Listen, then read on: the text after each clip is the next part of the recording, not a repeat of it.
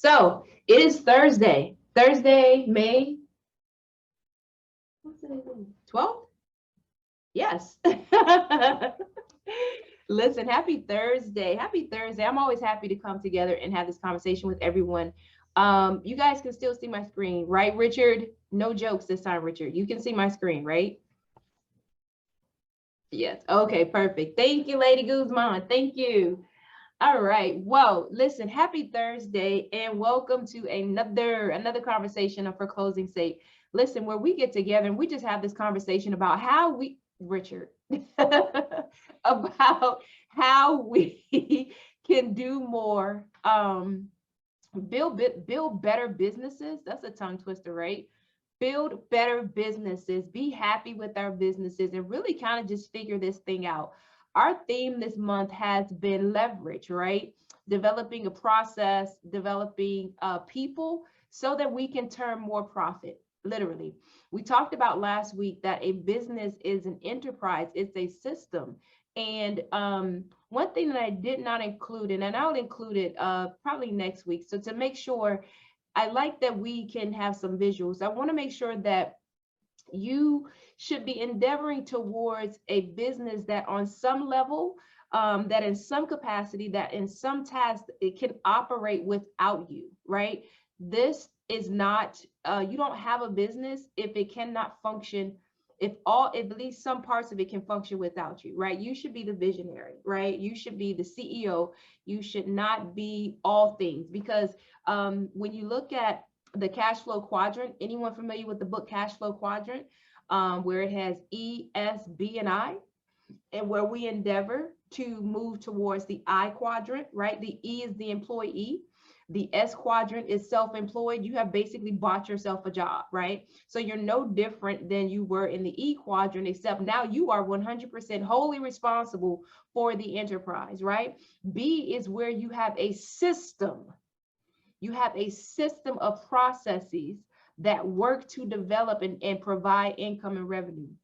Again, S is where most realtors operate. And as long as I have breath and as long as you guys come together and have this conversation with me on Thursdays, you will not be an S.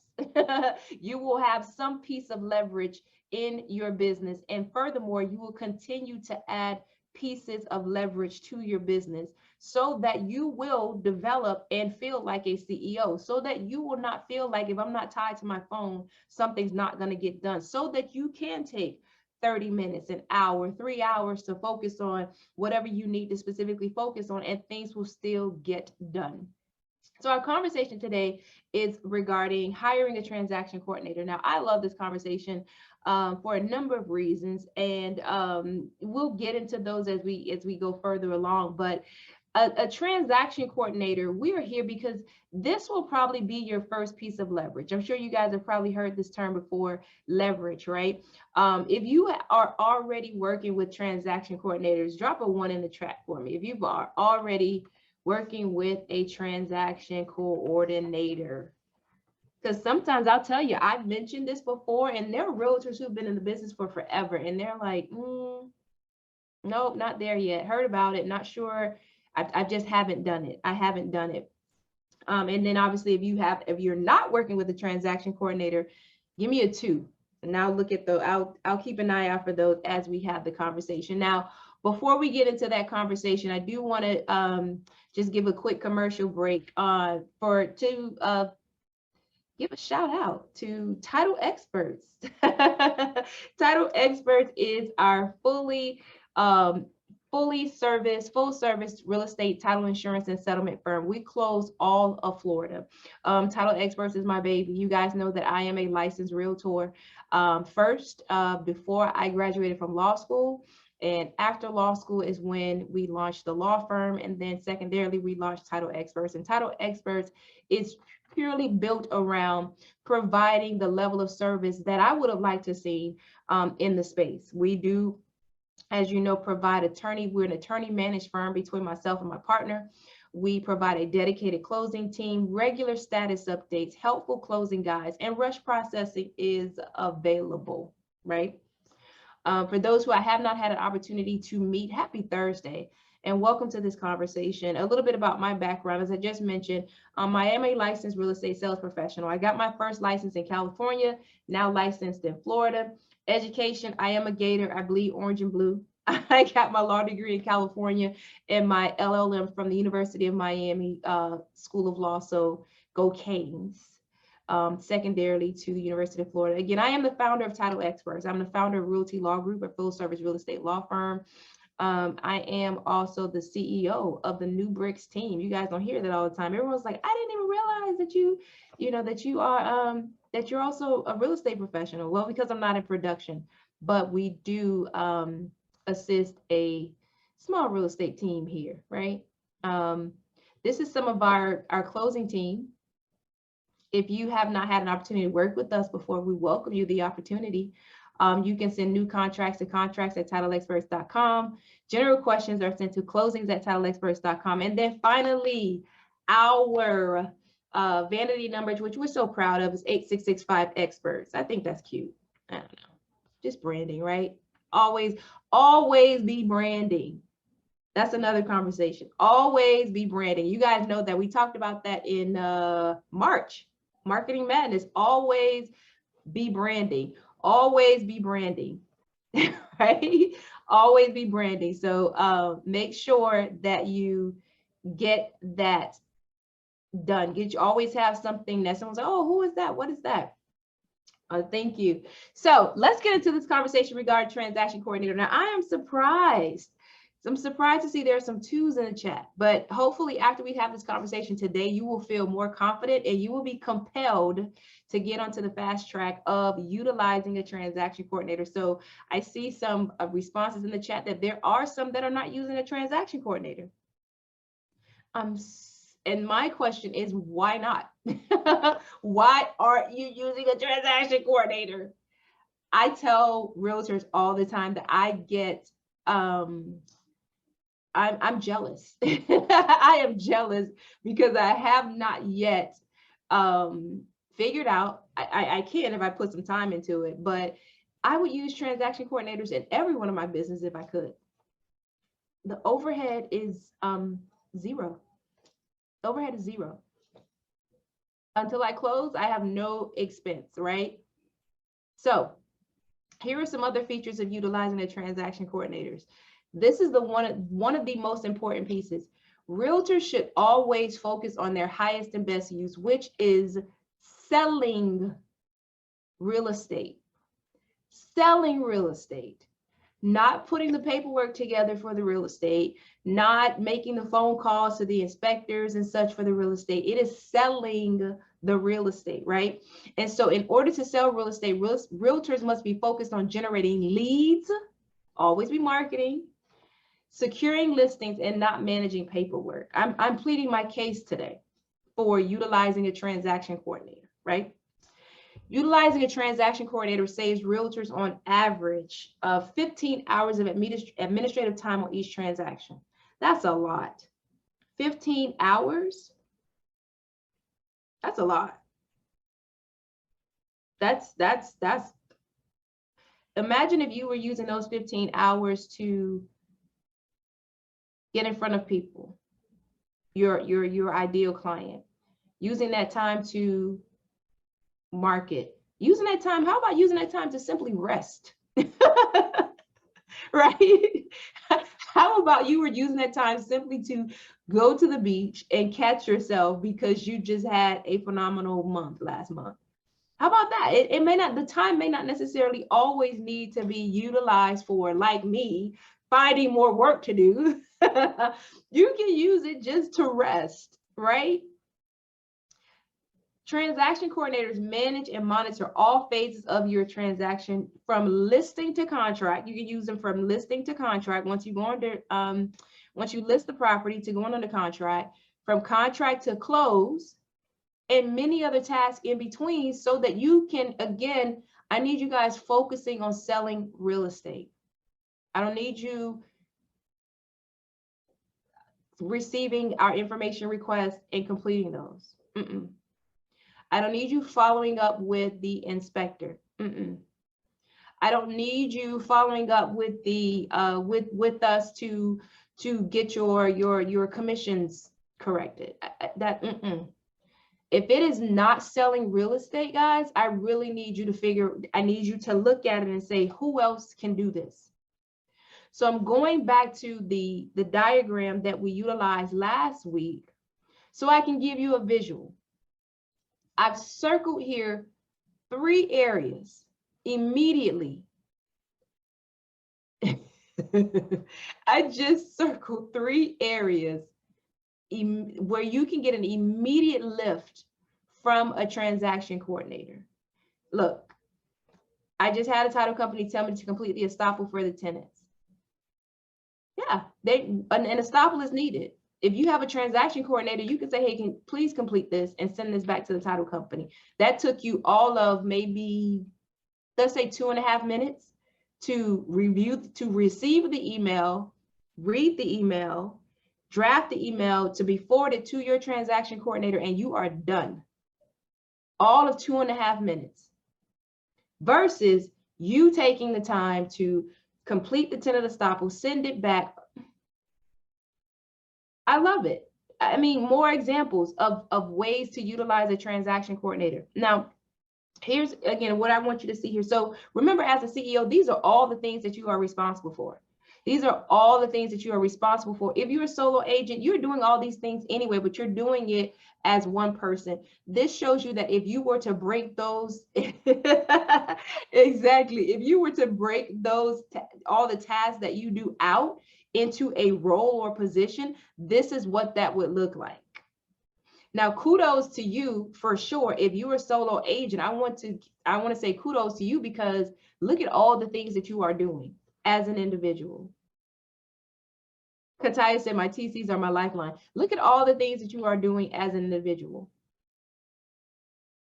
You're doing a phenomenal job, right? Let's look at what you can pull off of yourself and give it to a transaction coordinator.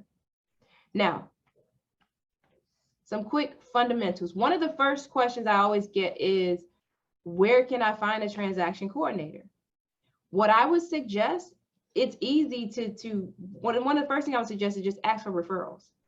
Ask for referrals. I'm pretty sure you have worked on a transaction, done a deal with a realtor who had a transaction coordinator. And you probably saw how that transaction coordinator worked. They followed up with you. You saw their email communications. How about you reach out and see whether or not they're available? That is what I would say is the best option. Ask for referrals because you'll have other realtors that can vouch for the work that that transaction coordinator has done.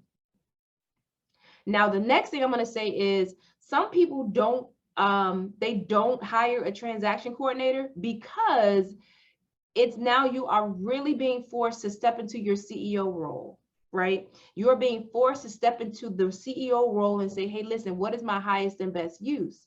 And you're going to be doing the things that you would do if you were interviewing an employee. So what are some of the things you want to look for in a transaction coordinator? You want them to be experienced. Do they have the experience? It's best that they be experienced. Can you hire someone that's new without experience? Because everyone has to learn from somewhere, sure, but should you? Probably not. Probably not. Especially if you don't have the capacity to train them or another TC that can train them, you should not hire anyone that does not have experience. Now, there is a trend that there are licensed realtors that are operating as transaction coordinators. That's a bonus add because you know that as a transaction coordinator, if you're not licensed, there are a lot of things that you cannot do as a non-licensed agent, right? You shouldn't be negotiating terms, right? You know that. And then with regards to that too, what I want to be clear on, guys, is even if they are licensed, at the end of the day, this is still your transaction. This is what I really want to drive home. Your transaction coordinator is going to help you tremendously, but at the end of the day, it is your transaction. So if they are allowed to give incorrect information, right, that really kind of causes your deal to go south, they're not going to look for your transaction coordinator. They're going to look for you, right? So that's no different than if they were if they were an employee of your company, right? So one of the main things that I always want to give as a, I guess, as an asterisk beside this conversation is the transaction coordinator is not like get the contract, throw them the contract, and you run away until closing table. Please don't do that. Please do not do that.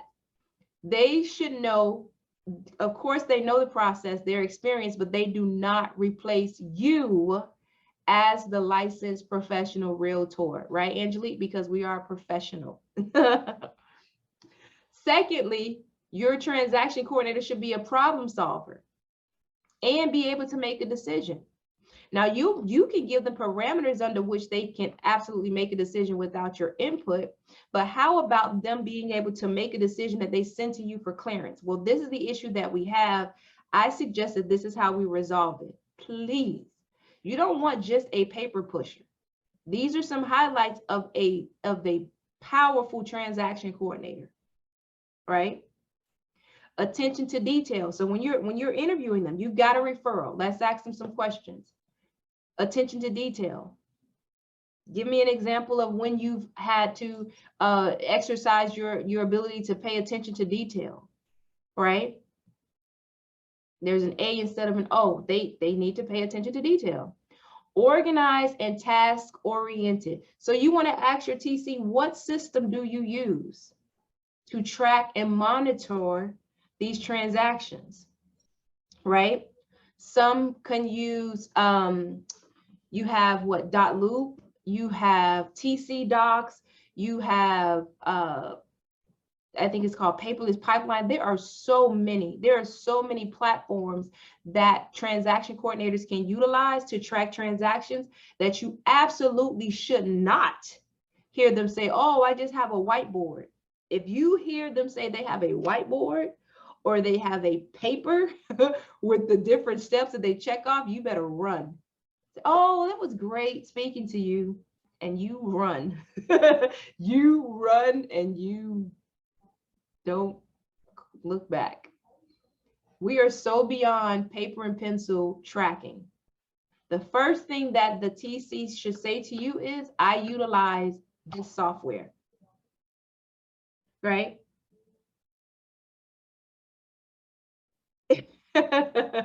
Yes, yes, they will. I've seen it. People are asking for whiteboards. You say, oh, well, it was great talking to you. Thank you so much for taking the time to speak to me. We'll chat soon. Soon can be whenever, but you need to run, right? And then lastly, communication skills. Absolutely, a whiteboard. Yes, a whiteboard with lines across, property address, all the different tasks. Yes, yes, yes. You guys cut it out because someone's TC is probably using the whiteboard right now. Communication skills. You need to ensure that the transaction coordinator is able to effectively communicate both in writing and over the phone if they make calls for you. Listen, we always say that tone can get lost in translation when you utilize email, right? So here's a suggestion as well. How about you create templates? Templates for every status update, every type of communication. Of course, there'll be some variables where they should be able to, they'll need to type their own emails, but communication is huge, huge, huge, right? Signature block. Always have a smiley face in your signature, in their signature block. Because whatever was delivered before they got to that point, at least when they get there, it's thank you, right? So these are some hiring traits. Again, what we need to know here is, guys, when you're hiring, you're interviewing a transaction coordinator just like you would hire and interview a full-time employee. So make sure that gets done.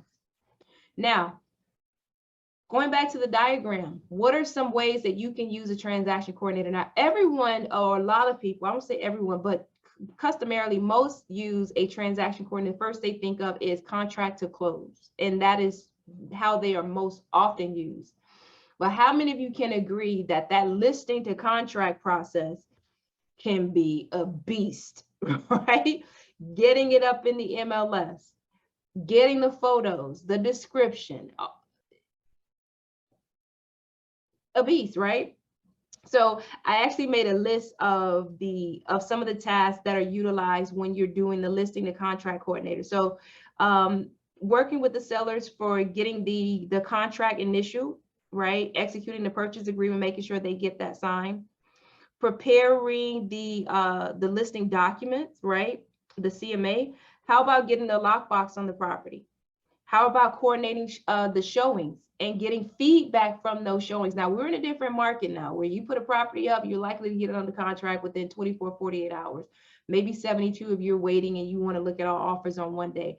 But in a balanced market, you're out there for a little while, right? And you're probably wanting feedback on those showings.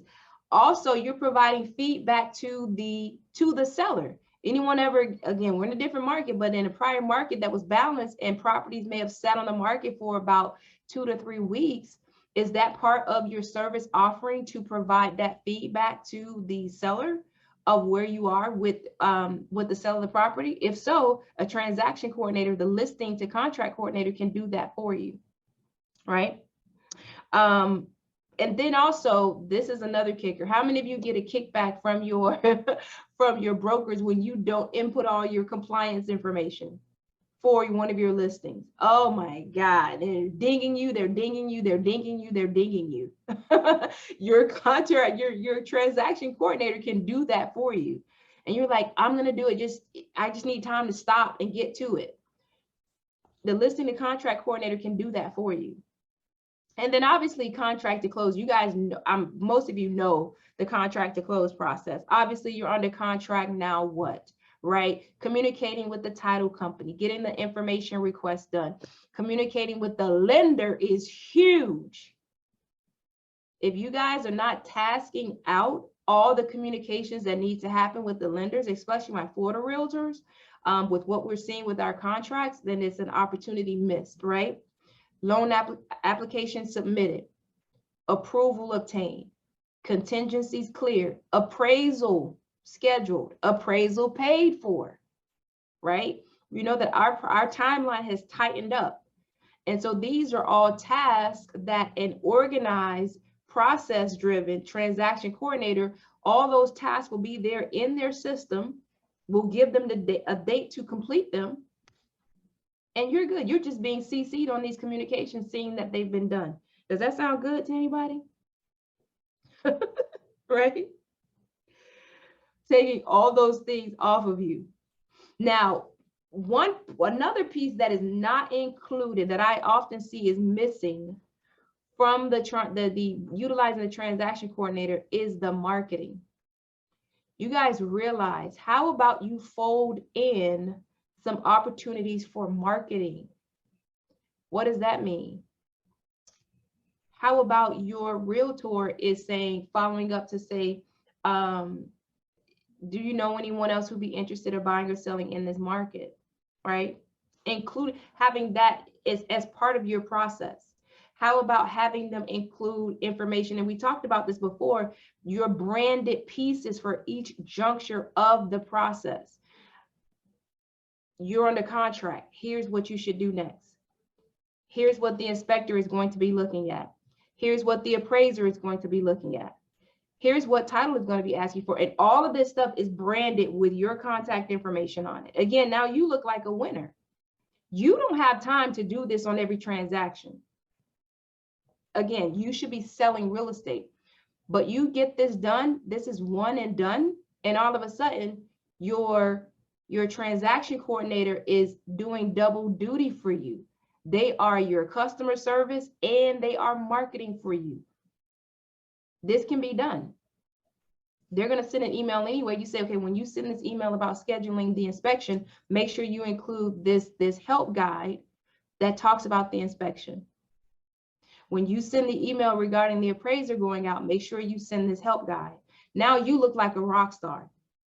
And all you've done was create a process once that's going to be repeated and executed for you on every transaction. You look like a rock star. And by the way, at the bottom, of course, always be marketing. You know, the standard language. I suggest you come up with something different, but the highest compliment is a referral. Know someone who's have a family member, a friend who's looking to buy, have them contact me ASAP. See, this is my position, guys, in Title Experts. I'm always thinking business development and growth. I'm always looking for ways to grow the business. I'm always looking for ways to service the client better. And again, there are so many ways now that you can do this without creating more work for yourself. And this is why transaction coordinators, to me, are the first piece of leverage you should include in your business immediately. No brainer. Lastly, hiring costs. The fees average single site about $395. And generally you do not pay. Let's just say not. This is the what do they say? The pièce de résistance. This is the most important part. You do not pay.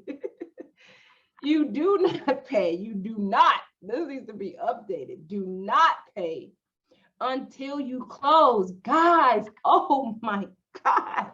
Do you know that as a business operator, what is your largest expense? Payroll. She said, oh my, your largest expense as a business owner, as you grow, is going to be payroll. Imagine your payroll for your staff are independent contractors who are not going to be paid until you're paid. Oh my God, guys. Okay, so let's talk about this as well. You got me here. Now let's have the conversation. How about taxes? So even if you're paying a team member, I'm just going to use round numbers, $10 per hour, you're actually going to pay more than that. They actually cost you about $12 to $15 an hour because of taxes, equipment, etc., workers' comp. Transaction coordinator chart costs you $395, and you don't pay them until you close, right? Additionally, your staff, they're going to be paid whether you close or not. I'm just saying, every time I have this conversation, I'm excited and hurt all at the same time. Because if I could staff all our businesses just on transaction coordinators or similar who are not paid until we're paid, then it would be a very different situation. So going forward with the CEO mindset, because you are operating a business, and so I would definitely send you a recommended TC. I got somebody for you. What is my highest and best use? That's what this month's conversation is all about. Leverage. What is my highest and best use? Who else can do this so that I can sell real estate? Who else can do this so that I can be selling real estate? Who else can do this? Who else can do this? So a very good question. Do you need to know what the TC does? Absolutely. Essentially, the TC is going to do what you would have been doing had you not had that TC in place. And so a good point Angelique just put in the chat. She said, I remember when I was working my own files. This is how you develop your process. This is how you develop that process, guys. What were you doing? I'm going to assume that what you were doing was good enough such that someone else should continue to do what you were doing, because that's what made you successful, right? That's what made people want to work with you. That's what made you a professional realtor, right? So one of the first things you want to do is to document your process. We talked about that in the conversation previously. Document your process. Again, Angelique said it. She said, I remember when I was doing the files all by myself. Well, my question to you would be, what were you doing? Write that down. That's your process. That's where this whole formula comes from, guys. What were you doing? Write that down. That is your process. Once you have that written down, this is the hardest part. I will be so honest with you. Writing down, taking a minute to stop and document what you're doing is going to be one of the hardest parts about what you do. About this process, I promise you. Because the next thing is, once you have this documented, all you do is pop in a person. You pop in a person. And you can continue to pop in more and more and more and more and more and more people. And this is how you create, just how you scale and you create leverage. And you can do this en masse, right? This is how you create a system. And systems are what create profit.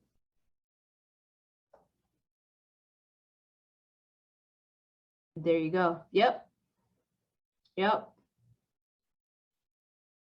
So I like this. So Angelique says, so when should you get a TC? I would say you should get one as soon as possible, and that's generic. And what is as soon as possible? It is not, I would say you should probably, your first transaction, you should definitely do yourself. By your third transaction, maybe even 5. I'm thinking about as a new realtor, by the 5th transaction, you should get a TC. And you should not necessarily get a TC because you are at a point where you know the process like the back of your hand, but you know it enough that it's time for someone else to be doing the things. Don't want to take away from you the knowledge. The only reason why I say by transaction number 5, because by transaction number 5, you should have your process. You should have knowledge of it enough to document what that TC should be doing. If you get a transaction coordinator too soon, you won't know what they should be doing. And they could potentially be doing things that they should not be doing, right? Kataya said, I needed to know the role because my first did not draft docs, which I still paid her $325. Now that I know better, yeah, is able to draft docs along with email and tracking the transaction. Absolutely. Absolutely. And you're going to find some transaction coordinators that can do a little bit more. And again, going back to, we talked about the different marketing and customer service touches. If you already have that document, they're going to send the email anyway. It's click, click, and it's a template. More than likely, here you go. Send that out. That's good. Angelique said, when testing a TC, I made errors with intent to make sure they would catch it. There you go. All right. This was good. I'm excited. Like I said, I can have this conversation all day long, all day long, because this is going to be, guys, this is going to be your greatest. This is your first piece of leverage. This is your first piece of leverage, a transaction coordinator. And then next week, we're talking about a virtual assistant. We'll talk about the difference between the two. I know that Angelique works with the virtual assistants, and there is a difference. Everyone here is like, oh, I'm going to get a VA. And it's like, they get the VA and it's because you didn't start with the process. And what's the process? They're like, I hear you talking about this VA. I've had a VA. I have one VA and I have multiple. I have one VA that's been with me since 2014. Since 2014, since the time I came out of full-time law firm practice, got back into transactions, this VA has been with me since 2014. She's a rock star. But again, it took time to develop that process that she follows. So I say that to say it can absolutely be done. You are, giving you a little heads up, you are stepping now into the CEO role. So yes, you are managing people. As with a transaction coordinator, it's less management. It's not a 8-hour workday, 5 days a week, 4 weeks a month, 12 months a year. No, it's a limited level of oversight, but you are grooming yourself and you are now a CEO. You are now the head of a thing. So I hope that you guys feel better about this process. I hope that you've been enlightened on how a transaction coordinator can really help you build, grow, develop your business, and more importantly, give you time back. Give you time back. Like I mentioned earlier, you can use those 15 hours to go get more business, or you can use them to go get more rest. It is completely up to you. But go do it. Go look into it. If you have any questions about it, I say I'm ready to leverage everything. If you have any questions about it, you guys know I'm here. You know where to find me. Email me, call me. And if there's nothing else, You're welcome. If nothing else, I will see you guys next Thursday where we talk about these virtual assistants. They are the bomb. They are the bomb. All right.